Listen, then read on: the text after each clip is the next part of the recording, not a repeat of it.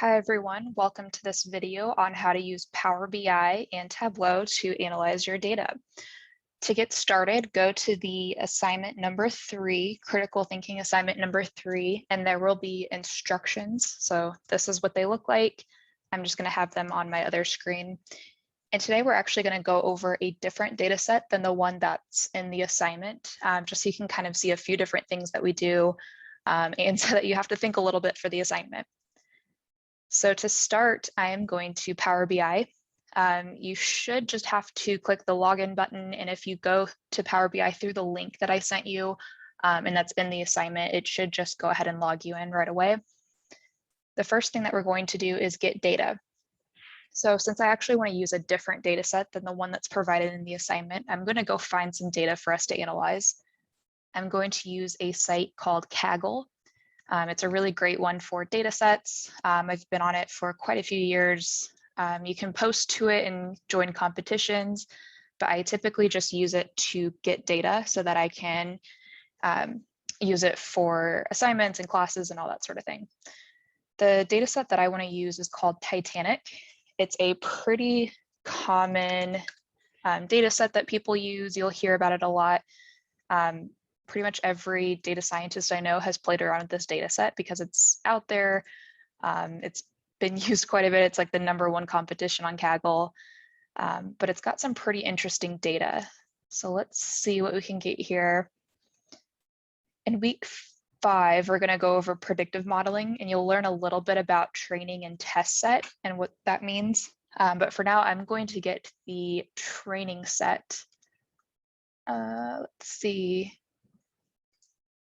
And I'm going to download this. I am doing all of this live, so if there are any mistakes, I apologize, but please bear with me. So on my other screen, I do have that downloaded. And I am going to get this out of the zip file.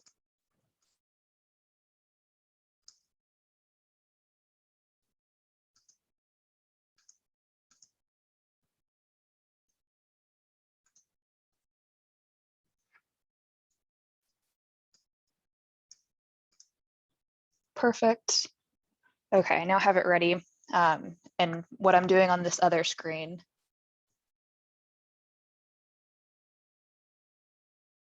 I think it just locked me out, sorry. What I'm doing on this other screen is just getting it ready in my documents. Nothing crazy over here. So now I've got my data set. If you're on Kaggle, you can go ahead and see what's in the data set. So it's based on the Titanic. It has if the person survived or not. It had their ticket class, their sex, age, siblings, and just some other bits and pieces about what they were doing when they embarked, all of that. And it has some definitions. If you ever want to see what other people are doing on this type of thing, you can go to discussion and you can see, what people are talking about. There's code people have posted if you want to learn what kind of code people are doing on it. Lots of great stuff in there. But we're just going to be using the data. So I'm going to go back to my Power BI screen. I'm going to click Get Data. I'm going to create new content from files, just a local file. And I'm going to use this one.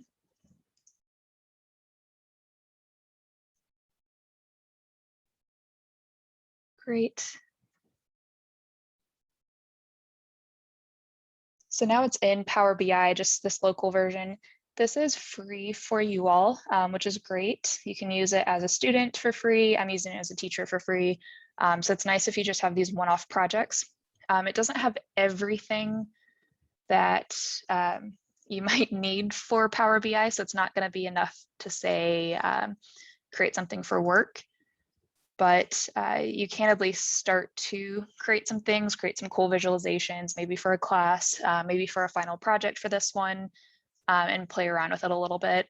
The desktop version does have some more features that we don't have here. Let's see, I'm going to create a report from this.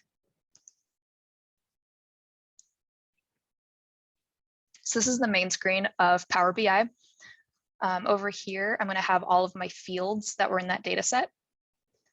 And then I'm going to have a bunch of visualizations that I can create. And there's ways to customize it and make all sorts of cool things. So I'm just going to go through a really quick one.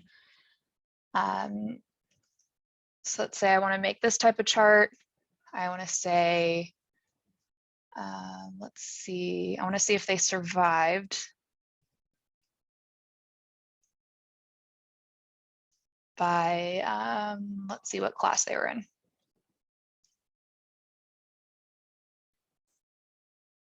So that's number survived by class. And you can see that kind of doesn't make sense because it's summing all of them up. So let's see, maybe we should do it a little bit differently.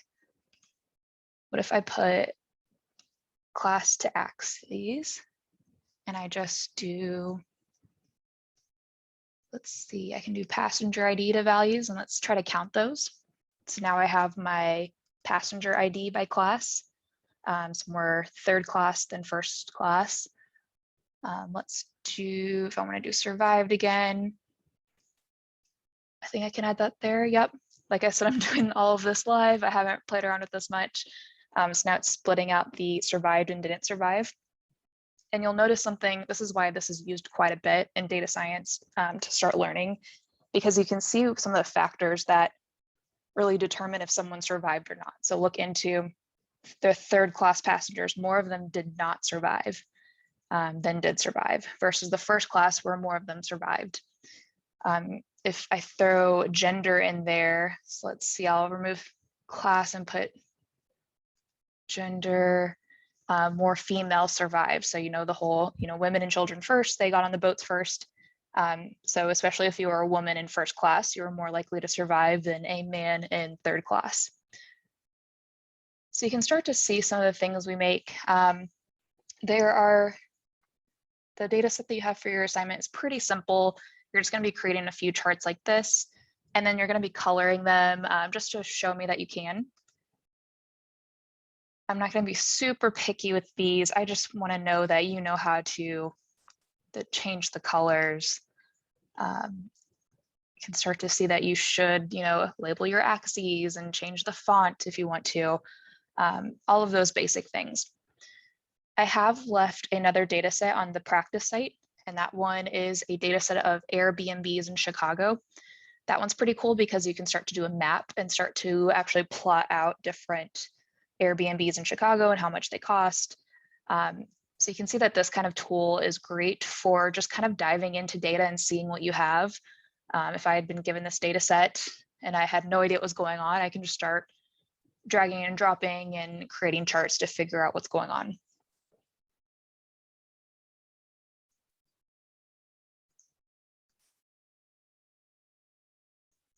So that is Power BI, just a really quick example of how to use it. This video counts as part of our classroom time since I don't have a lot of time with you all this semester. Please let me know if you have any questions. We would have gone over this in class, and then the assignment, the in-class activity I would have assigned is that Chicago data set. So seeing what I did here, try to do something just like that. So again, don't save. So that was my dashboard. If I want to do that again, I would go to get data down on this left-hand side, files, and then upload something. Once I have my data, I can look at it. So like, for example, there's that Airbnb data. Let's create a report. And let's see if I can make a map really fast to show you what it would look like. So I need my latitude there, longitude there. There we go. Let's say for tooltips, I want host name. And then I want the dot to be bigger for more expensive and smaller for less expensive. There we go. So now I can start to actually explore and figure out what's going on. So biggest thing I notice is that there's this one super expensive. What's going on there? And if my tooltip, there we go. Oh, it's just a first name. That's not helpful. Let's see. host ID. So then if I was Airbnb or if I was a person looking to go to Chicago, and sorry, my mouse zooms in the opposite way of where I think it should. Zoom back in. I can now go back to that big one and see, okay, Brian, what's your host ID? Let's look you up and see what you actually have.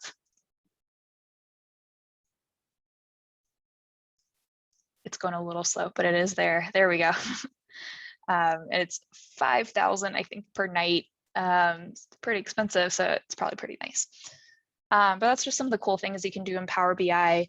It is from Microsoft, so you can kind of notice it's very modular, very square, that kind of feel to it.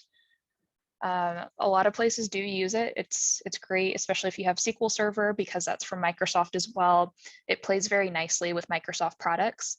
If you don't have a lot of Microsoft products at your work, it probably doesn't make very much sense to get Power BI. But it's pretty cool. I don't use it a ton. The one I typically use is Tableau. That's another one you can get for free. So let me actually, Tableau for students. There we go. So you can get Tableau for free as a student. I have it for free as an adjunct. Really nice that I can just go in and use it. So just do that and they'll give you a license.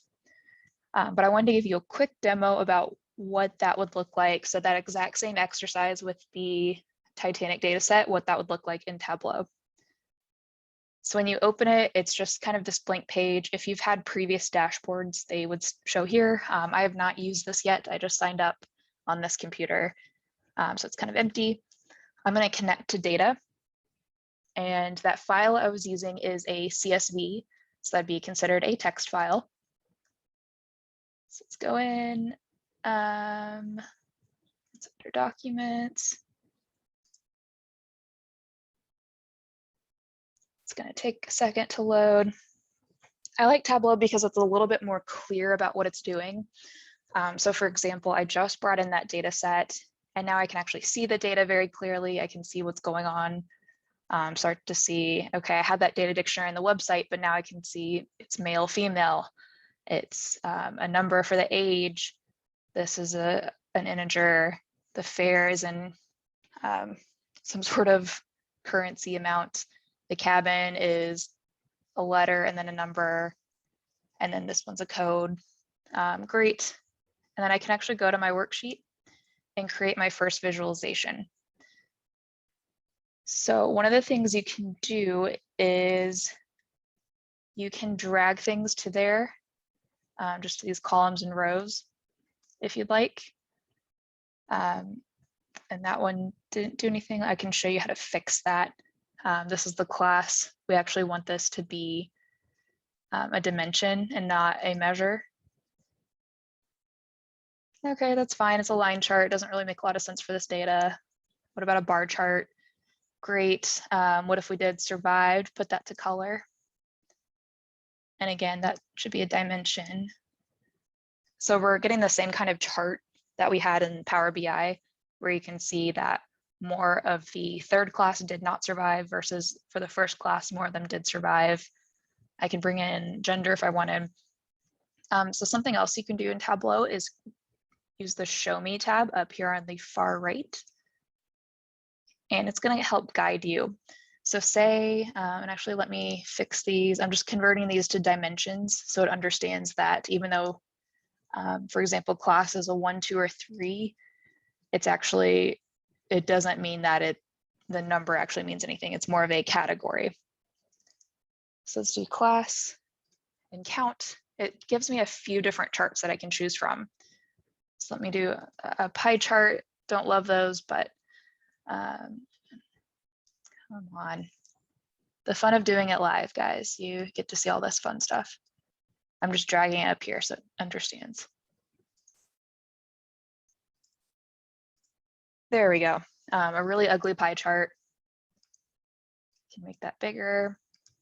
I can also do up here entire view. There's my really big pie chart. And then let me say I want to have labels for this. So I'm going to do A class to label.